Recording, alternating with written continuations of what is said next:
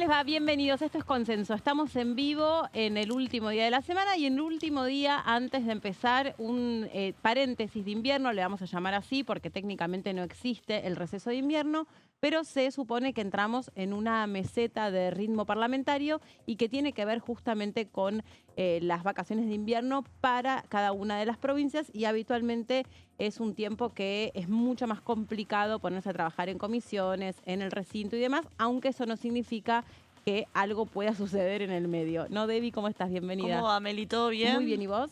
Bueno, exactamente lo que vos decís. Algunos intentaron que haya sesión la semana que viene acá en Diputados, pero lo cierto es que lo que vos decís se complica mucho porque obvio que muchos tienen hijos pequeños, que por ahí es su momento para verlos, pero sobre todo con lo que tiene que ver con los vuelos y demás, que se complica bastante la actividad. Así que yo te diría que si hay sesión sería hacia finales del mes, ¿no? Así que ahí podría haber alguna sesión con los temas que fueron avanzando en comisión, como por ejemplo el Garrahan o financiamiento universitario, pero bueno, habrá que ver más sobre la fecha, ¿no? Bueno, ayer justamente se movilizaron los trabajadores, en realidad no solamente del Garrahan, sino los residentes, porque esto también tiene que ver con las últimas decisiones que se tomaron desde el Poder Ejecutivo en relación a los médicos que están haciendo su especialidad. Fue bastante multitudinaria esa concentración, y ahí más que nada lo que contaban es que en su gran mayoría los que son personal de la salud, los médicos, están poniendo sobre el tapete que por todas las cuestiones que hacen a sus salarios, que hacen a la modalidad de trabajo, está bajando la calidad de atención, y ellos ponen el centro de la preocupación en eso, ¿no? Exactamente, se fueron más de 200 empleados este año y el reclamo que hacen tiene mucho que ver con lo que pasa acá en el Congreso. ¿Por qué? Porque básicamente lo que ellos piden es que se actualice el presupuesto que se destina al Hospital Garrahan. Recordemos que el 80% lo mantiene o se financia desde Nación y el 20% restante desde la Ciudad de Buenos Aires, y como desde que Javier Milei es presidente no hay presupuesto, sino que se recondujo como nunca antes se vio 2 veces el mismo presupuesto que fue diseñado en el último tramo del gobierno de Alberto Fernández, con la inflación que hubo en el medio, las partidas quedaron muy desactualizadas.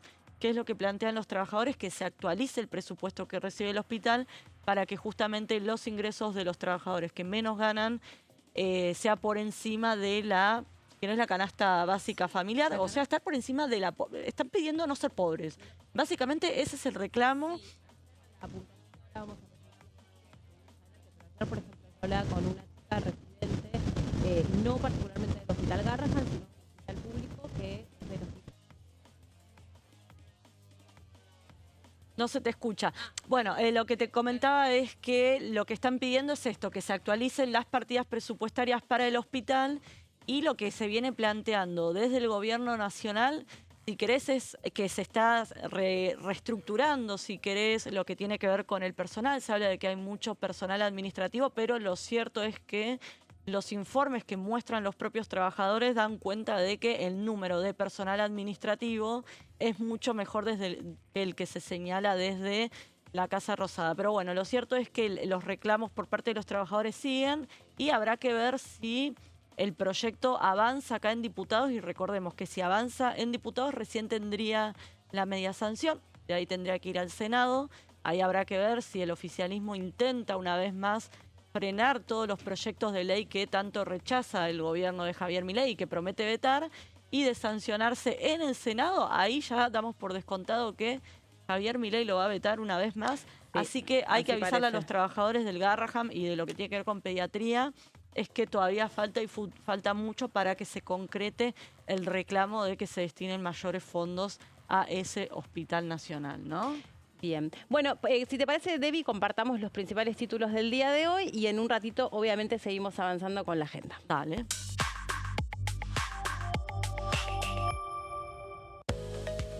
La OPC estimó el impacto de la nueva ley jubilatoria. Se calculó que la medida tendrá un costo fiscal de hasta 0.79% del PBI anualizado. Ahora en un ratito vamos a analizar los números porque hay que desagregar, ¿no?, ese porcentaje para entender a qué corresponde puntualmente.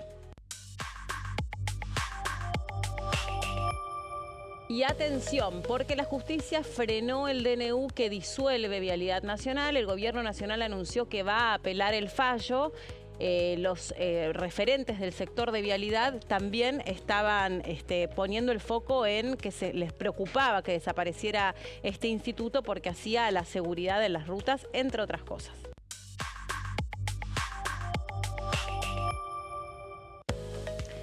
Emergencia en discapacidad. La ley tendrá un impacto fiscal de entre el 0,28% y el 0,51% del PBI. Bueno, todos números de nuevo a revisar y analizar porque van cambiando según quién los presente, estos números.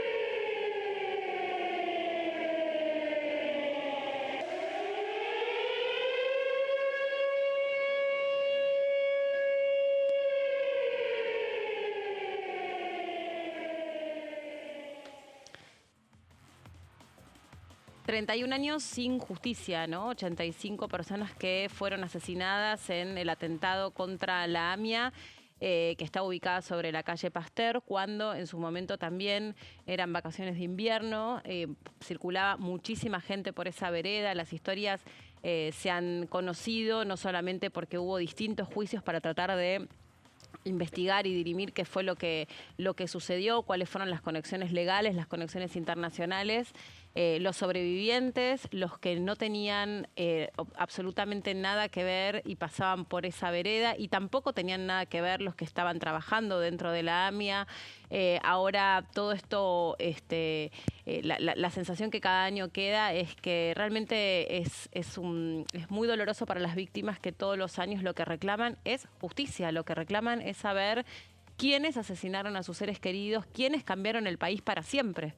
Porque nunca antes, hasta ese momento, independientemente del atentado contra la Embajada de Israel, nunca antes nosotros le habíamos conocido la cara al terrorismo, ¿no? El terrorismo de esta naturaleza. Esto había cambiado el país para siempre. Sí habíamos conocido el terrorismo de Estado, por supuesto, durante la dictadura, pero no esta forma de terrorismo, esto que otros países tristemente tienen otra experiencia. Nosotros entendimos que un día podíamos estar caminando por la calle y de la manera más brutal explotara un coche bomba, una camioneta que fue armada con explosivos para ese objetivo, que era para destruirnos nuestra tranquilidad para siempre, nuestra vida cotidiana. Sí, acá en el Congreso también el tema tuvo varias idas y vueltas. Recordemos que estuvo el memorándum de entendimiento con Irán, y ya más acá en el tiempo, obviamente en su momento eso fue muy cuestionado por lo menos un sector del Congreso y de la sociedad en general, y más acá en el tiempo. El otro día justo con Mauri sacábamos a la diputada Ahmechet por lo que fue el avance del proyecto de ley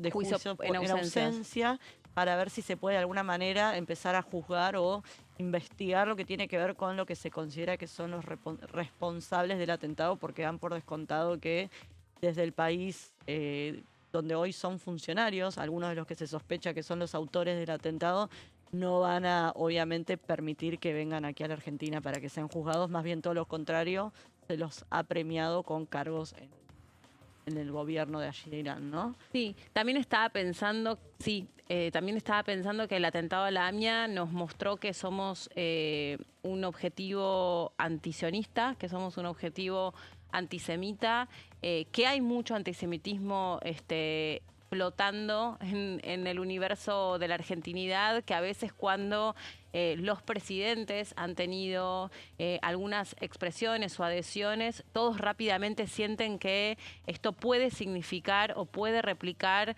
el horror de la AMIA. Hoy mismo recibí en mi teléfono una persona desde la cobardía y el anonimato de las redes sociales tildándome de sionista hija de puta. Bueno. Entonces vos decís, sí, yo soy judía, tengo un apellido judío, para mí es un horror lo que pasó hace 31 años y me tengo que bancar que alguien desde el anonimato me insulte o me descalifique con un agravio que para mí no es ninguna ofensa ser sionista, pero bueno, la otra parte se imaginan que sí. Y esto es algo que uno soporta a diario y lo soporta a diario el que forma parte de la comunidad judía, el que forma parte de otras disidencias o de otras minorías.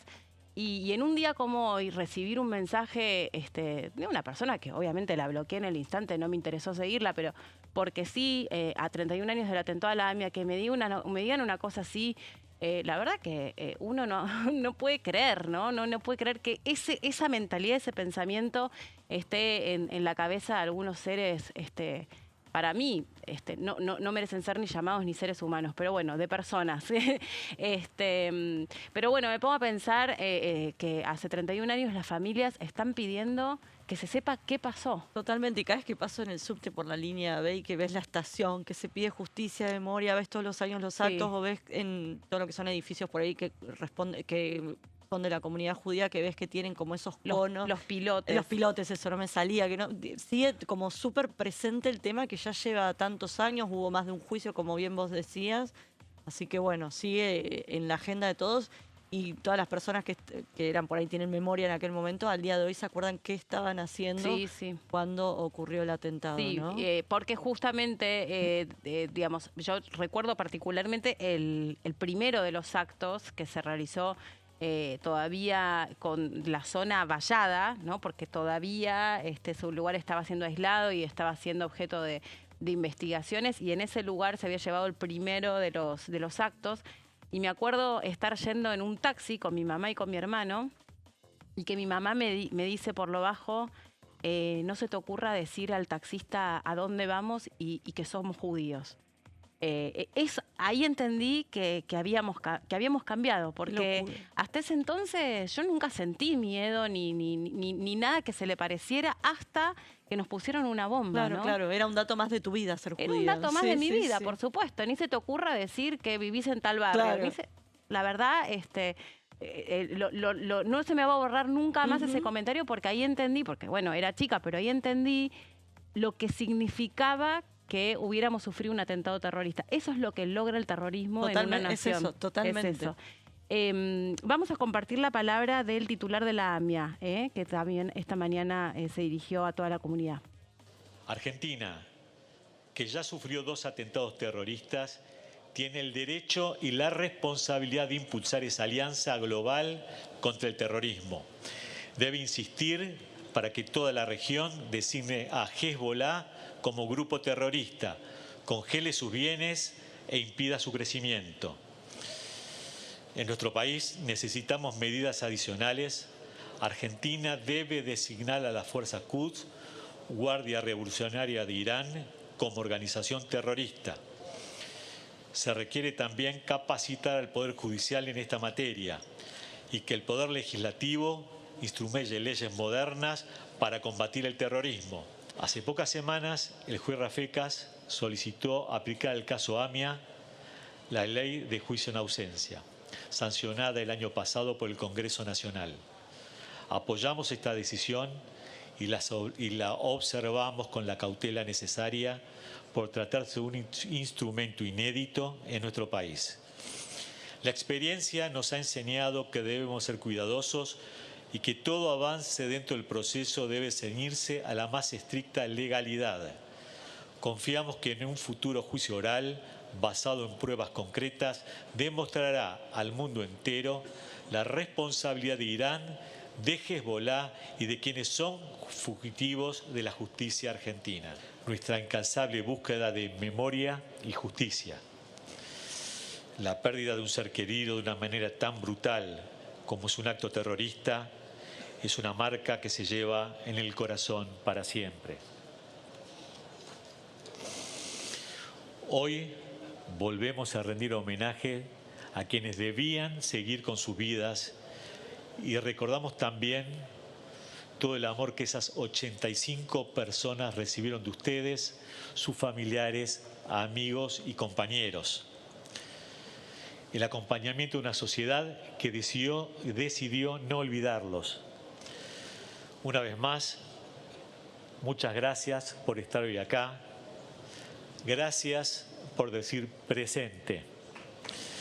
Porque tenemos memoria, exigimos justicia.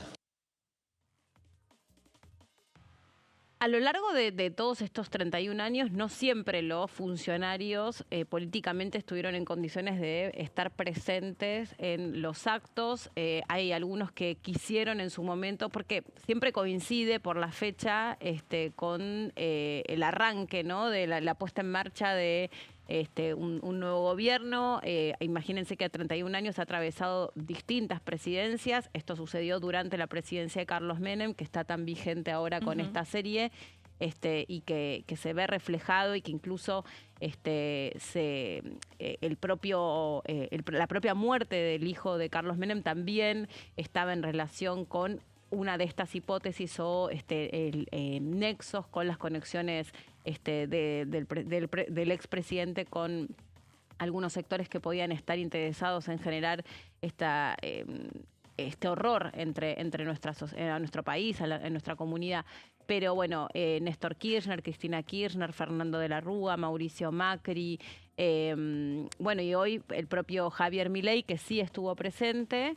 Un presidente que está alineado con el gobierno de Netanyahu en Israel, un presidente que además estaba transicionando o estaba tratando de inscribirse dentro de la ley judía.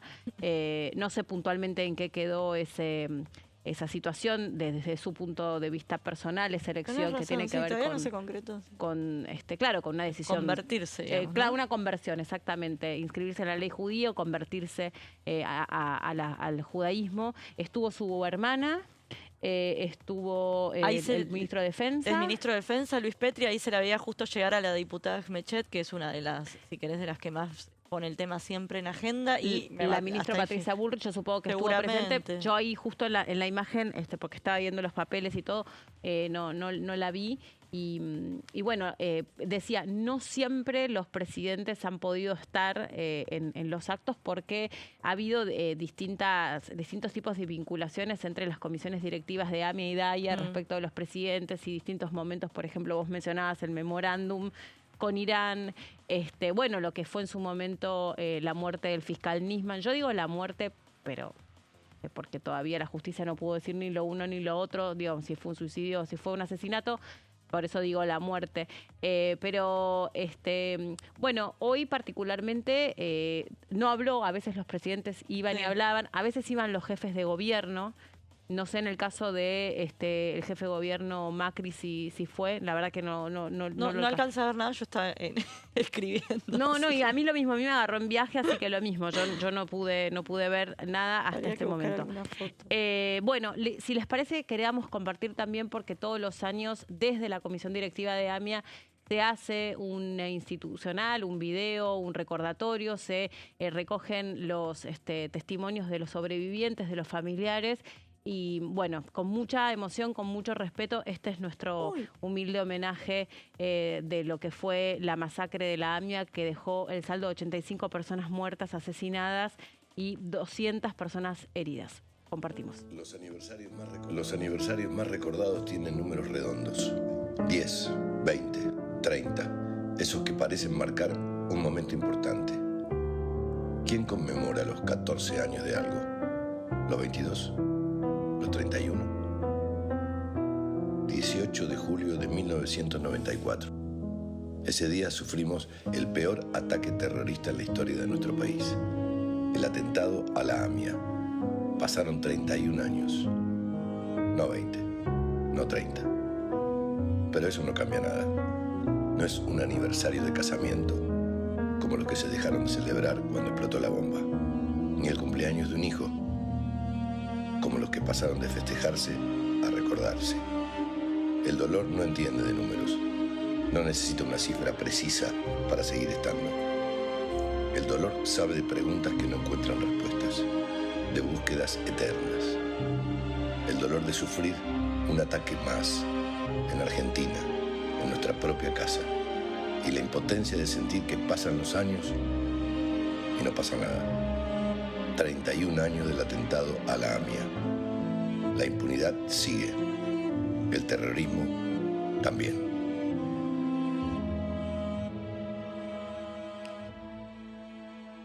Impunidad, terrorismo, injusticia. No me había dado cuenta que era la voz de Darín, así que gracias, Debbie. Le digo, ¿quién es? Es No verdad. sonaba. No, inconfundible, pero bueno, la verdad que me disculpe que no lo reconocí. Bueno, Debbie, seguimos adelante. Después, por supuesto, vamos a continuar con este tema.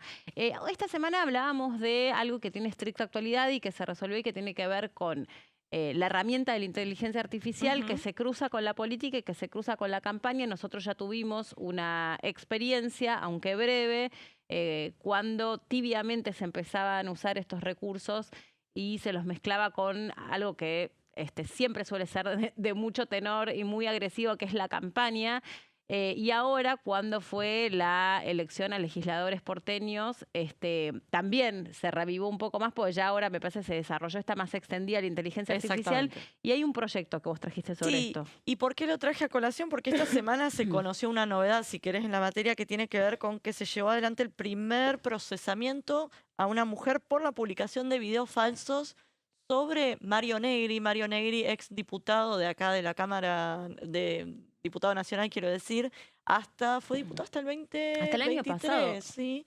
Bueno, no, hasta el año pasado no, hasta hace el 2 anterior, años, sí. exactamente, 2023. Bueno, esta semana fue noticia él justamente por esto, entonces me empecé a acordar, hay varios proyectos de ley, pero en esta oportunidad te traje el de Óscar Agos Carreño, que justamente busca sancionar a aquellos candidatos que estén vinculados con la divulgación o la producción de lo que tiene que ver con noticias falsas a través de la inteligencia artificial. Sí. ¿Qué es lo que busca el proyecto de ley de Óscar Agos Carreño? Que de hecho se le está pidiendo a las autoridades de la Cámara que se empiecen a tratar este tipo de temas en comisión.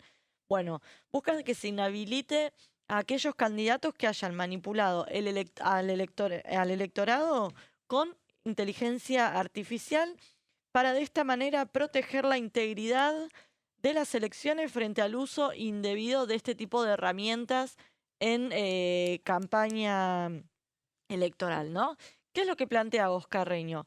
Incorporar al Código Nacional Electoral una cláusula de inhabilitación, en este caso, para impedir que sean candidatos todas aquellas personas que participen de la manipulación digital. De hecho, acá hay un diputado nacional que también está involucrado en una causa sobre la utilización de justamente cuentas truchas, si querés, y videos en TikTok y demás, justamente para difamar a personas. Se la está investigando en este sentido, así que es un tema que empieza de a poco. Ese caso te lo puedo traer otro día, si querés.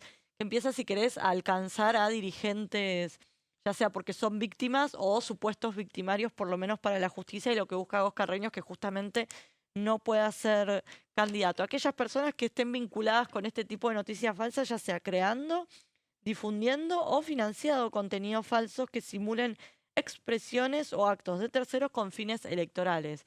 Y ahí justamente el caso de Macri parece que está este proyecto redactado justamente inspirado en ese caso, salió obviamente en esos días, que fue cuando se utilizó una imagen de Mauricio Macri para decir que Los Penatos se bajaba como candidato. Sí, hacemos un punto ahí, Debbie, que tenemos que ir a la pausa. Dale. Y tenemos todo el desarrollo de este proyecto, que es súper interesante y es de estricta actualidad. Pausa cortita y ya seguimos con Consenso.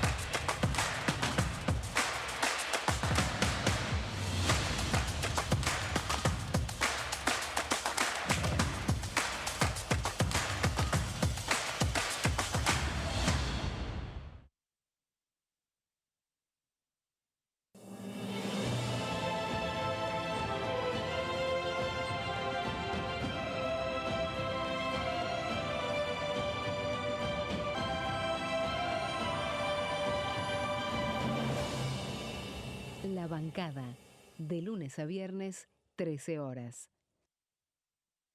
¿Qué diferencia hay entre la Cámara de Diputados y la Cámara de Senadores? La Cámara de Diputados representa al pueblo de la nación argentina. Esto significa que las provincias más grandes y con mayor cantidad de habitantes tienen muchos más diputados que las provincias más pequeñas. La manera de establecer las cantidades es proporcional. La Cámara de Senadores representa a las provincias. Cada provincia envía 3 senadores al Congreso Nacional.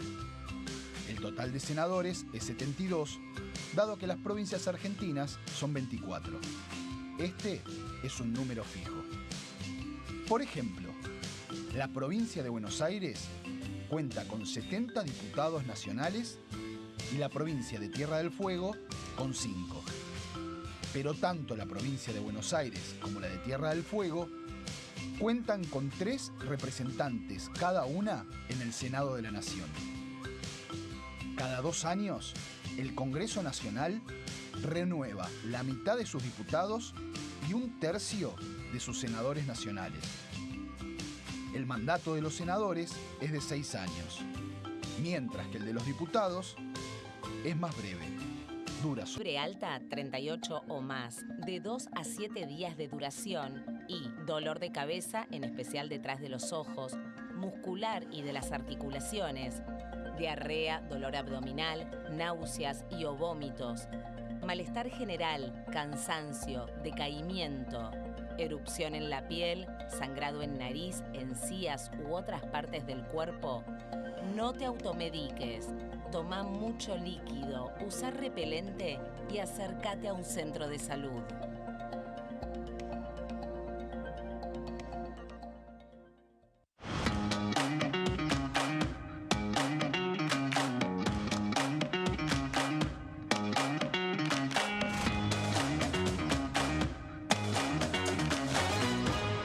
Pasos perdidos, de lunes a viernes, 16:30 horas. Las sesiones son el espacio donde los diputados debaten proyectos de ley para su aprobación, modificación o desaprobación. En una misma sesión se pueden tratar varios proyectos de ley. Desde el 1 de marzo, cuando el presidente las inaugura, se desarrolla el periodo de sesiones ordinarias. Entre el 1 de diciembre y el 28 de febrero se extiende el periodo de sesiones extraordinarias que solo pueden ser realizadas a pedido del presidente de la Nación.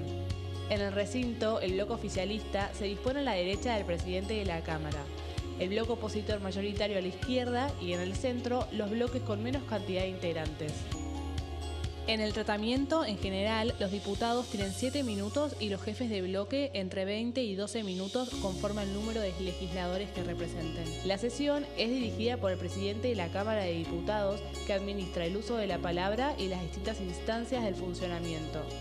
A la izquierda del presidente está el secretario administrativo, a la derecha el secretario parlamentario y debajo de él están los taquígrafos, que registran cada uno de los testimonios.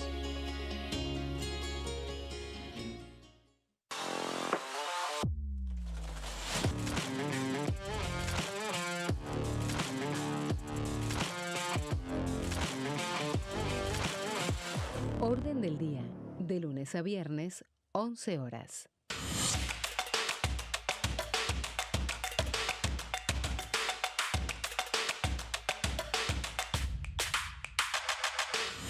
Quórum, de lunes a viernes, 14 horas.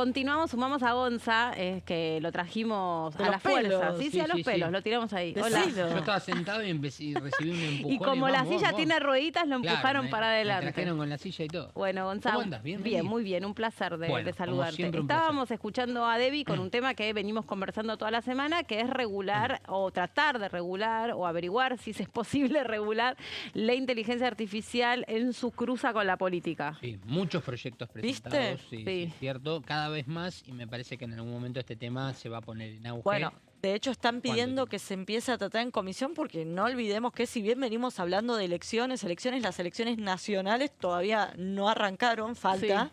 Son en octubre, así que la idea es un poco empezar a instalar el tema que, como te comentaba, cobró otra vez notoriedad cuando esta semana tras el procesamiento a una mujer por justamente utilizar Facebook para difamar de alguna manera al exdiputado Mario Negri de la UCR. Bueno, y te comentaba este proyecto de Oscar Agos Carreño que plantea inhabilitar justamente que no puedan ser candidatas aquellas personas que estén vinculadas con la difusión o generación de contenidos que difamen a otro candidato o lo que fuere, en el marco de una campaña electoral. Y también lo que plantea este proyecto es que si se confirmara la responsabilidad de un candidato, no solo queda inhabilitado ese candidato, sino también toda la lista que esta persona integre. De alguna manera lo que busca es que todos se preocupen de que ningún compañero de lista, si querés por decirlo de alguna manera, se meta en este tipo de lo que serían delitos si se aprobara esta iniciativa. Bueno, ¿qué es lo que plantea Oscar Carreño? Que la inteligencia artificial puede convertirse en un arma de manipulación masiva cuando se la usa para fabricar discursos, imágenes o audios falsos que alteran la voluntad popular. Él hace mucho hincapié en esto, que de alguna manera va contra la voluntad popular porque se la está manipulando. Y sí, o obvio, por eso es una manipulación. Exactamente, y después dice, no podemos permitir que las elecciones se definan por mentiras sintéticas viralizadas en redes sociales. Obviamente el diputado destaca el costado positivo que tiene la inteligencia artificial, pero ya venimos viendo cómo el tema empieza a calar por distintos ejes, si querés. Días atrás hablábamos de la manipulación que tiene que ver con desnudos o cuestiones más bien vinculadas a lo sexual. Bueno, en este caso tiene que ver con las campañas electorales, así que de a poco el tema inteligencia artificial se empieza a colar en la agenda del Congreso. Vamos a ver si prospera, ¿no? El tema acá también pasa por las diferentes iniciativas que no son simplemente proyectos, textos y demás, sino por lo que puede tomarse de cada uno de estos proyectos y armar uno en común con lo que eso conlleva, obviamente, con los, con la idea de los bloques de tener sus propios proyectos, de tener el título de yo fui el diputado o el bloque que impulsó un poco esto, pero hay tantas iniciativas ya presentadas que inclusive hoy en día es muy difícil el hecho, y creo que por ahí se tiene que empezar a trabajar, de detectar de dónde nacen también este tipo de figuraciones de los videos, de trabajos a través de inteligencia artificial, porque un poco ayer hablábamos con Mauri y creo que con vos, Meli, también, respecto a esto de, se manipula una imagen, se manipula un video previo a una elección, pasó con la legislatura porteña, pasó aclarándolo inclusive con el diputado de Loredo, para con el gobernador... ahí se me fue el nombre. Martín Yarlora. De Yarlora. Y al mismo tiempo uno piensa, pero también se puede dar el lado opuesto, que se arme una campaña por parte de un bloque opositor, que lo hagan en contra de su propio candidato para acusar al resto. ¿Me explico? Es decir, la autoestrategia, claro, exactamente.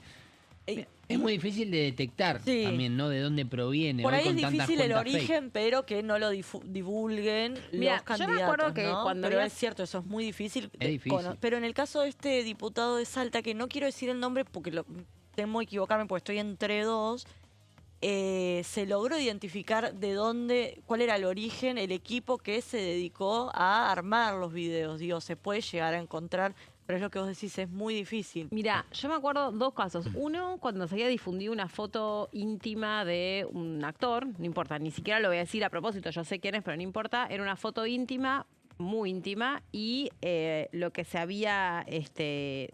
siempre esas cosas le tocan a las mujeres, ¿no? Pero en este caso le había tocado a un varón.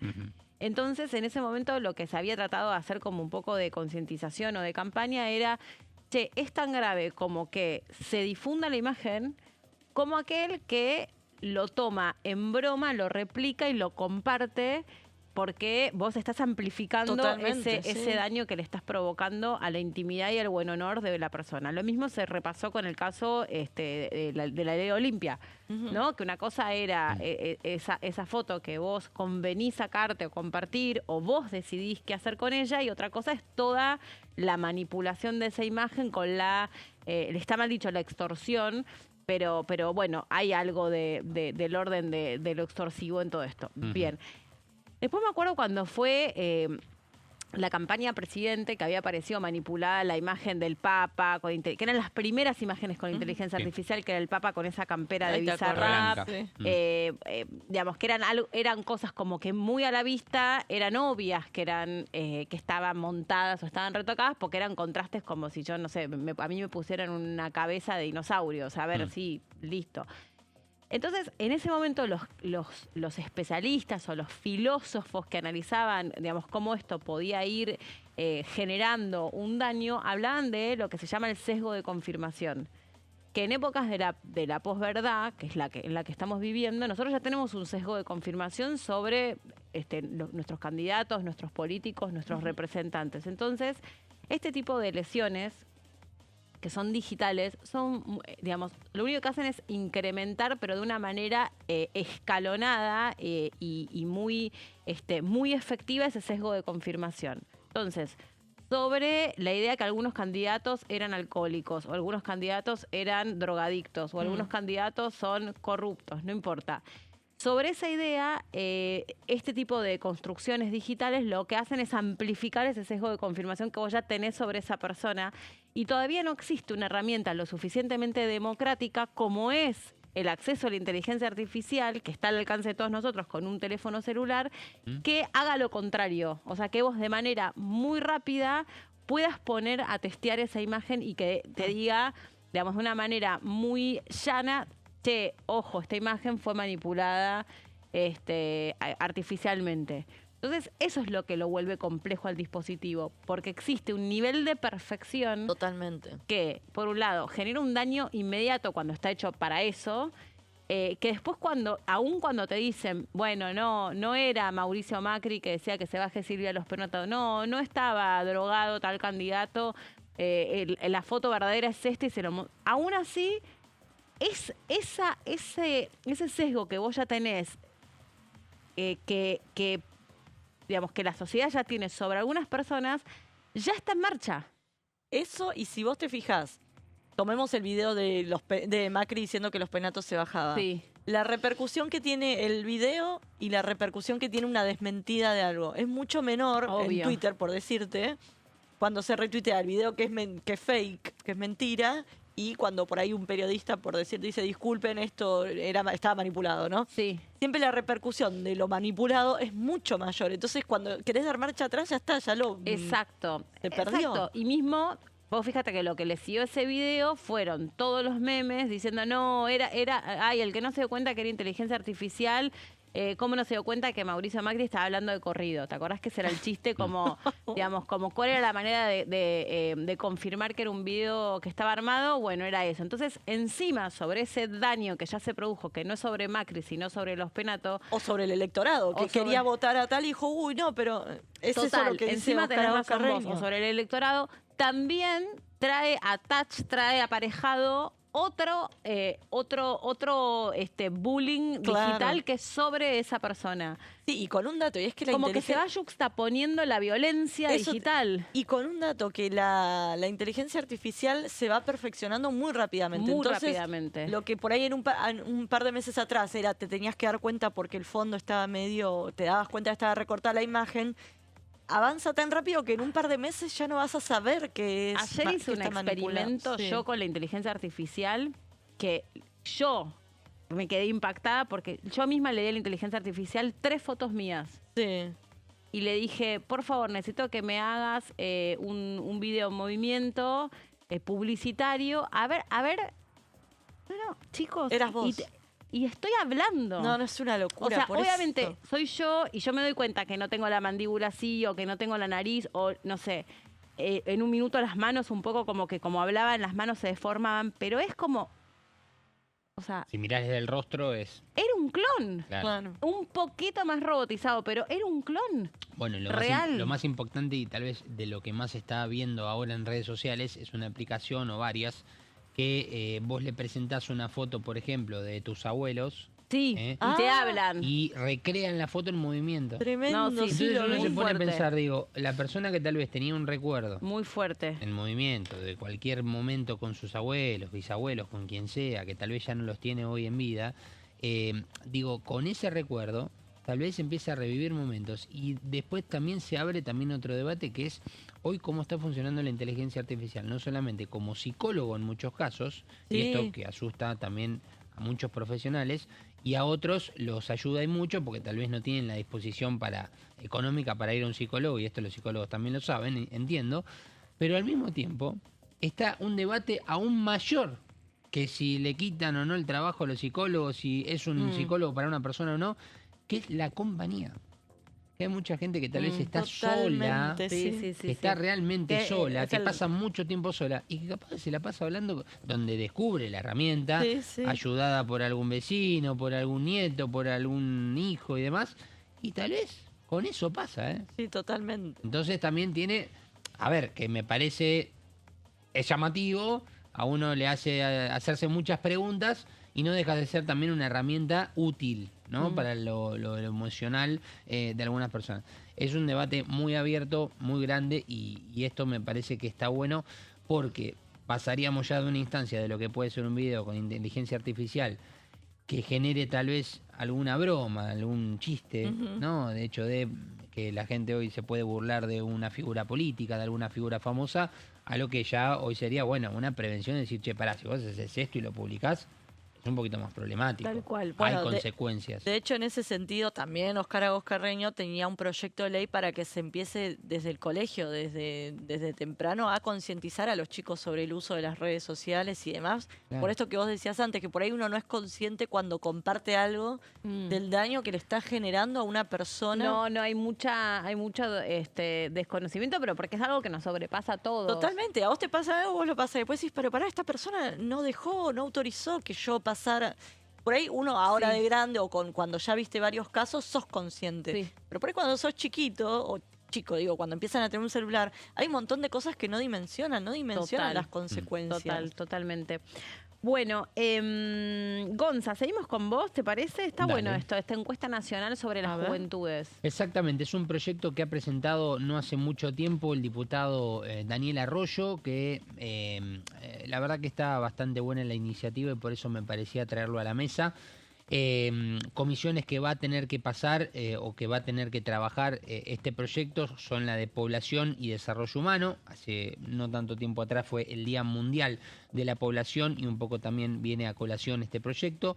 Familia, Niñez y Juventudes y Presupuesto y Hacienda, y ahora veremos por qué.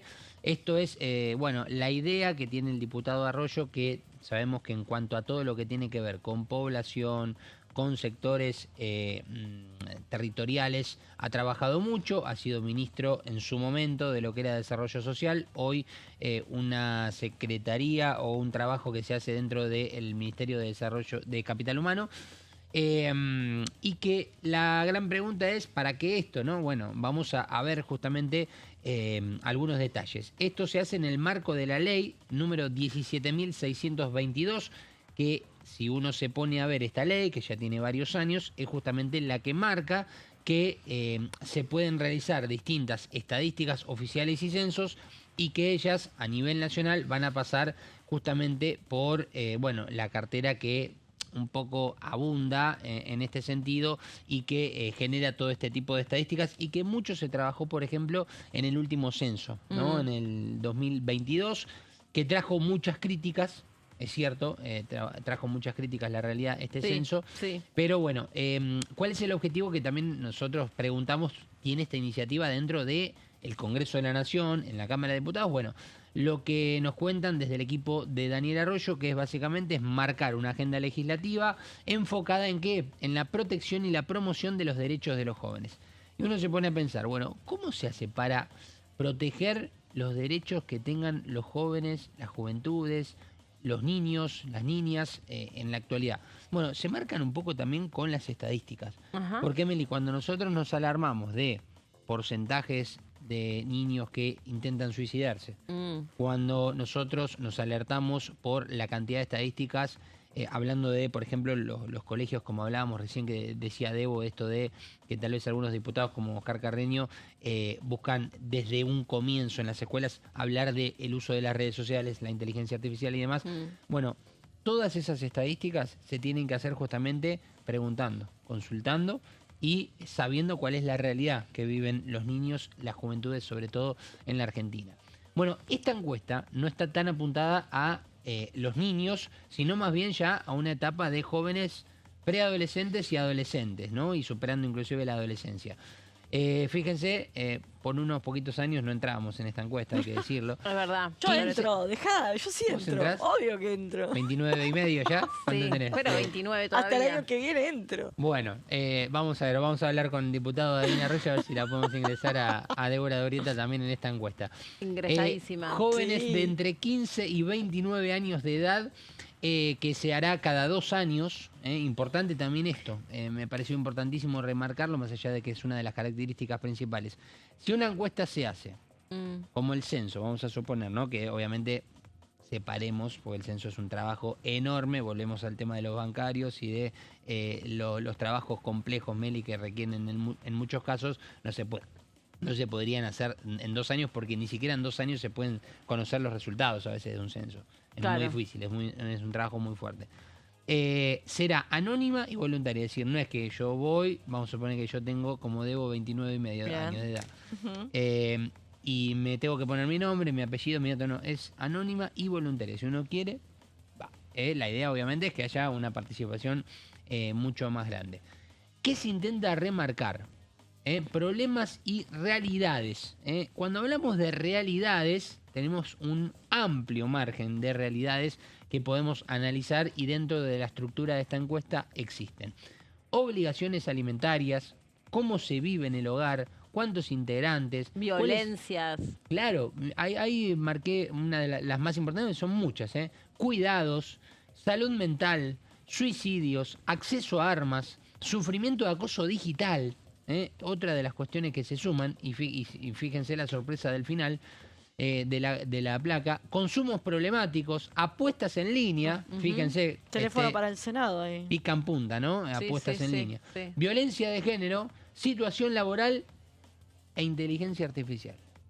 El uso o no de la inteligencia artificial. Es decir, es un proyecto que tranquilamente uno puede decir, pero esta encuesta, ¿por qué no se hizo en el año 1990 o se hizo antes? Bueno, hay algunos estudios, se hicieron algunas encuestas, hay que decirlo, pero la realidad es que todo se va actualizando. Es decir, hoy estamos hablando que dentro de las realidades que viven las juventudes, también se incorpora el uso de la inteligencia artificial. Y posiblemente cuando hablemos en 5 años de otra iniciativa, se incorporen otras cuestiones, ¿no?